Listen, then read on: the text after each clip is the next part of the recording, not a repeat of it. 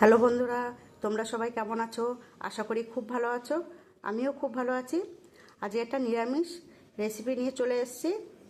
পটল, আমি পটলটাকে কেটে ধুয়ে নিয়েছি। আলু ডুমডুম করে কেটে নিয়েছি।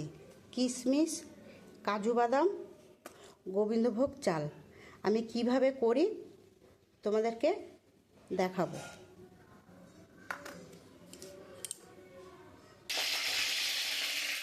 তেল গরম হয়ে গেছে, পটলটা দিয়ে দিচ্ছি।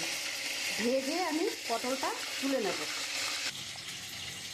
আমি কিশমিশটা শিলে বেটে নেব। আমার কিশমিশ বাটা হয়ে গেছে, আমি এখন তুলে নিচ্ছি। আর পটলটা একটু লাল লাল হয়ে এসছে, এবার আমি তুলে নেব। আমি আলুটা ভেজে একটু তুলে নিয়েছি। এই তেলের আমি গোবিন্দভোগ চালটা একটু ভেজে তুলে নেব।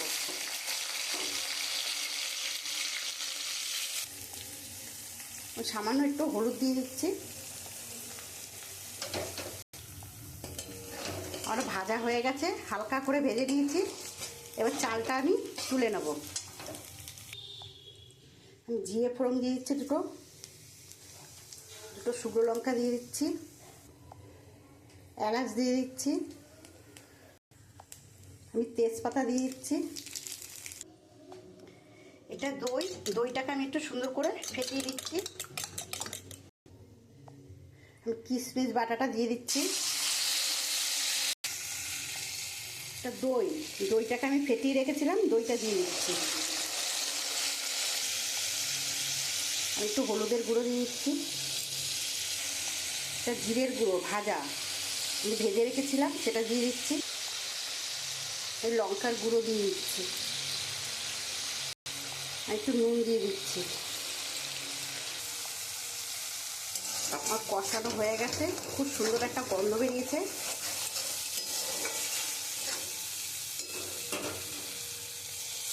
বাটির জলটা ছিল, জলটা দিয়ে দিয়েছি।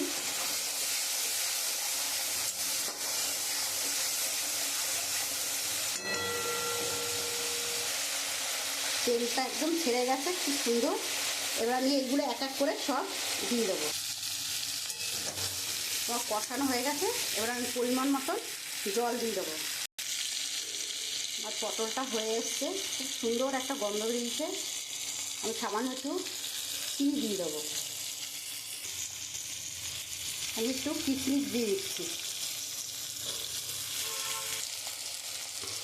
আমি উপর দিয়ে একটু গরম মশলা দিয়ে দিচ্ছি। আমার হয়েই এসছে, আমি নামানোর আগে একটু ঘি দিয়ে দিচ্ছি।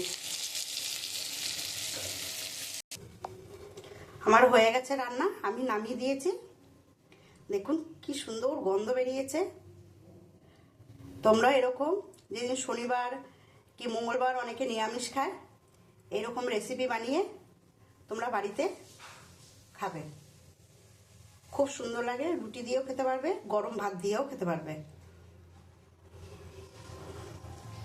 গোবিন্দভোগ দিয়ে পটল।